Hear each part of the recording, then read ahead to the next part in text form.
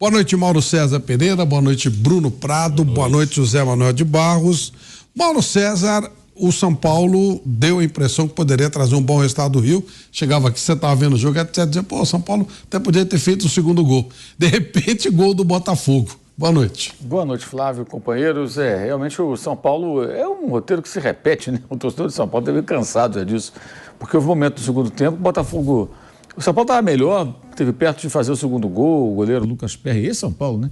Fez duas defesas, a primeira delas até a queima-roupa, defesa difícil. O Botafogo já não criava nenhuma situação de tanto perigo assim há algum tempo, de repente, bola cruzada, gol de cabeça do Eduardo, e o Botafogo venceu o jogo por 2-1, gol já aos 43 minutos do segundo tempo, e o Botafogo praticamente tocou a bola, São Paulo tentando alguma coisa, o Calera ele lutando, tentando levar o time ao ataque, mas acho que além de tudo, assim, quando o São Paulo consegue fazer um jogo minimamente aceitável, falta um pouco de sorte, um pouco de confiança, parece que um time de autoestima baixa, né? E que quando tem a chance de liquidar ou de pelo menos passar à frente do placar, não consegue, né? E aí estreia com derrota, isso se soma evidentemente a pífia partida contra o Ituano na Copa do Brasil, a eliminação para o Água Santa na despedida do Campeonato Paulista, então você tem uma sequência aí, que São Paulo empatou um jogo e foi eliminado nos pênaltis, empatou outro jogo com sabor de derrota e hoje perde. Então, uma sequência de decepções para o torcedor, o que é uma rotina para o São Paulino já há algum tempo. Boa noite, José Manuel de Barros, que narrou pela Jovem Pan essa derrota do São Paulo, e eu notava na sua narração uma expectativa de uma melhoria no nível do jogo, do primeiro para o segundo tempo. Parece que vieram mais oportunidades, mas não sei se o nível subiu tanto. Foi justa a vitória do Botafogo? Pela oportunidade aproveitada, mas por desempenho não. Assim, são duas equipes bem limitadas, bem fracas. Antes da bola rolar nesse Campeonato Brasileiro, eu colocava São Paulo e Botafogo dentre as equipes tradicionais que teriam algum problema nesse campeonato, se não melhorassem muito.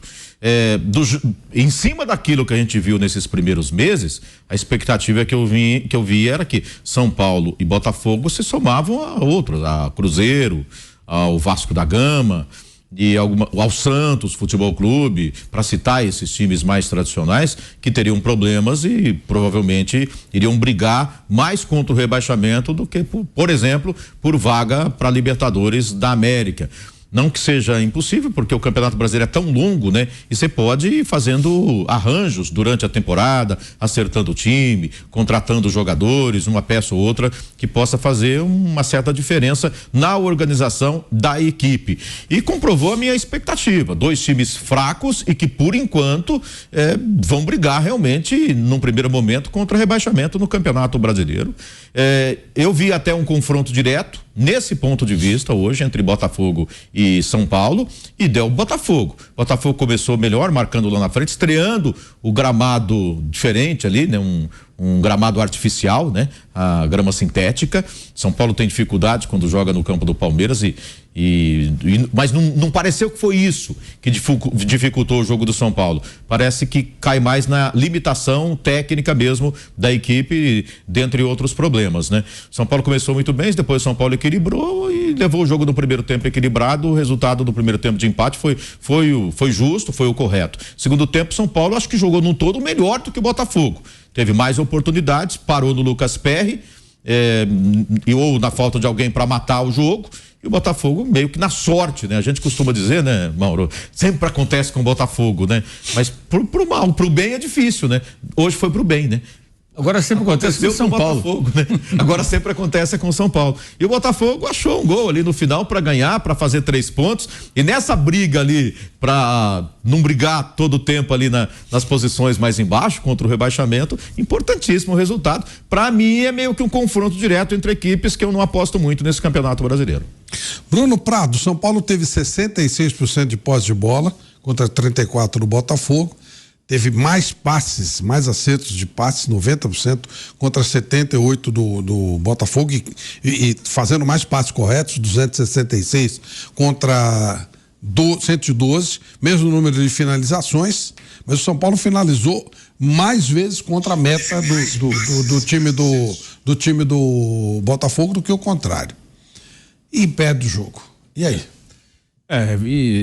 Os números aí mostram, né, um pouco do que foi o jogo, O momento ruim do São Paulo foi no início, né? Os primeiros 10 minutos ali foram bem ruins, o São Paulo pressionado pelo Botafogo, errando muito na saída de bola, tomou o gol aos 3 minutos e o Botafogo teve até chance de fazer um segundo. Mas depois o São Paulo teve um certo controle do jogo, ficou mais com a bola, sofre bastante para criar oportunidades, né? Teve aquele momento realmente no segundo tempo em que teve 2 ótimas chances, uma com o Caio Paulista, uma outra com o Marcos Paulo, que aí o Lucas Perry defendeu. Mas o São Paulo é um time que tem muita força física, falta um pouco mais de talento, um refino técnico, um ou 2 jogadores de uma melhor qualidade. É um time muito brigador, muito lutador, muito físico. Então é um time que tem um perfil de dificultar jogos para equipes até superiores tecnicamente, mas também vai sofrer muito para conseguir um jogo no Morumbi contra uma equipe mais fraca que vem jogar fechado. O time vai sofrer muito para achar espaço.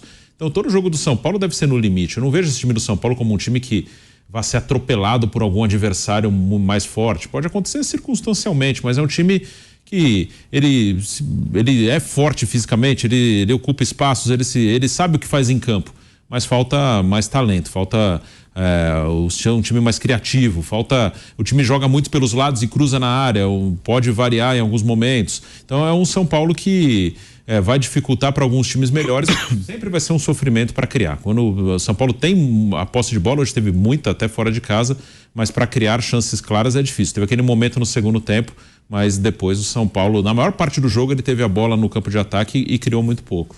Acho que foi o Mauro que falou, falta confiança ao São Paulo. Claramente é um time que tem um mental, né, muito fraco. O São Paulo, ele tem personalidade em algum momento do jogo, depois perde essa personalidade no meio do próprio jogo.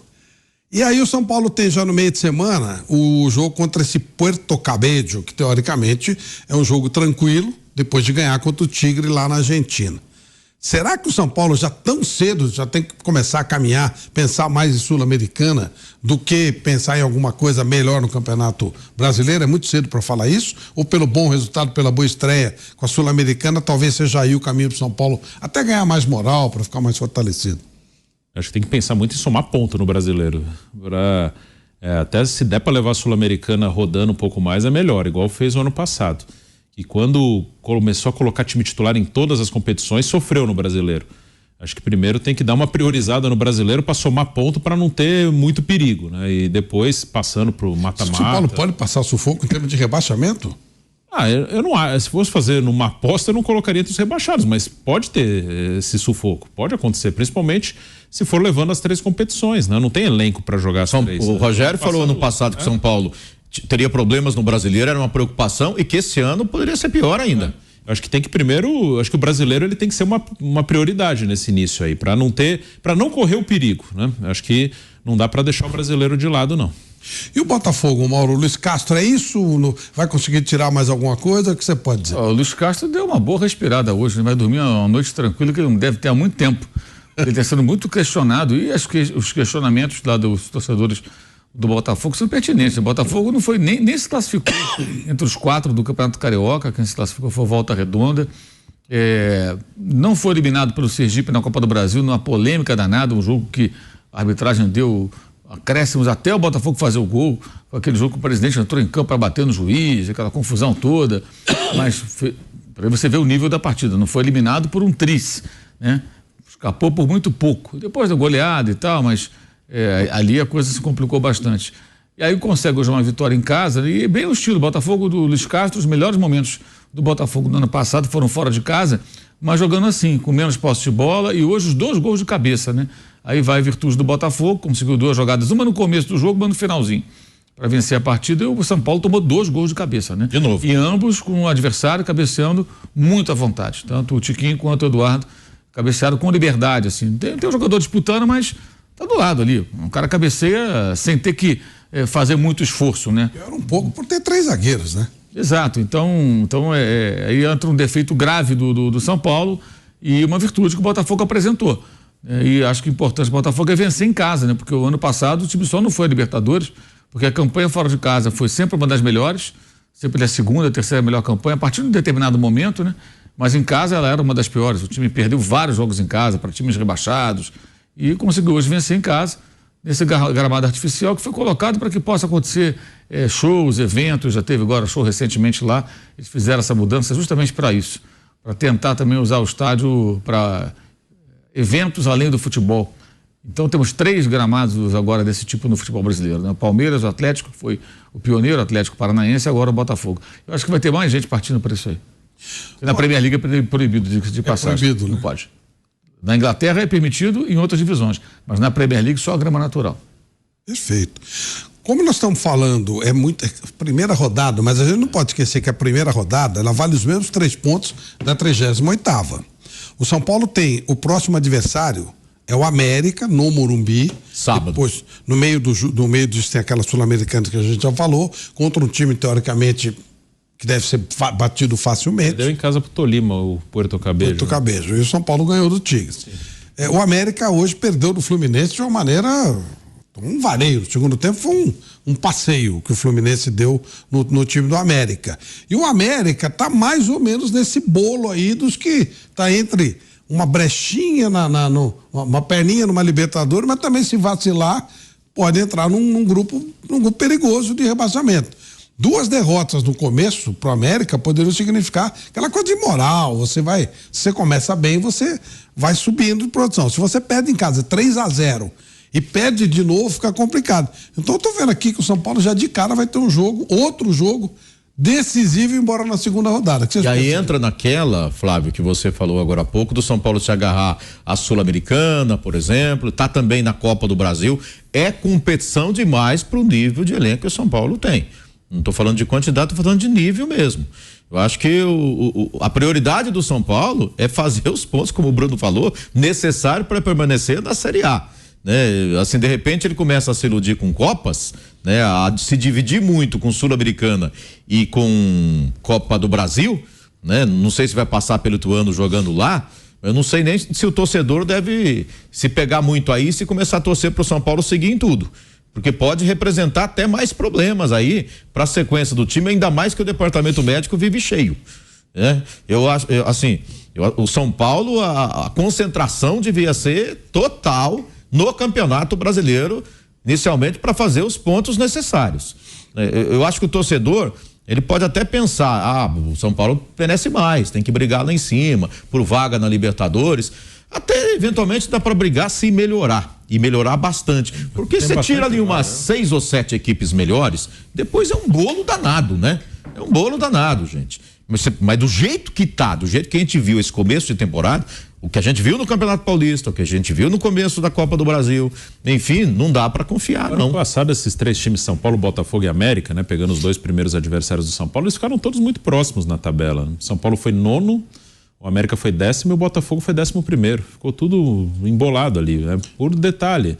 O América, lembra até que na última rodada ele teve um gol ali que foi anulado, que se tivesse sido validado, ele seria o 8º e entraria na Libertadores. E tem uma pergunta que eu acho que vale fazer agora, Bruno. Você que tem boa memória, vocês que têm boa memória. São Paulo ano passado era melhor do que esse desse ano? Eu só queria lembrar que São Paulo ano passado perdeu 10 jogos no Campeonato Brasileiro, e esse ano, com essa derrota de agora, só jogando competição de um nível baixo, o São Paulo sofreu a 4ª derrota.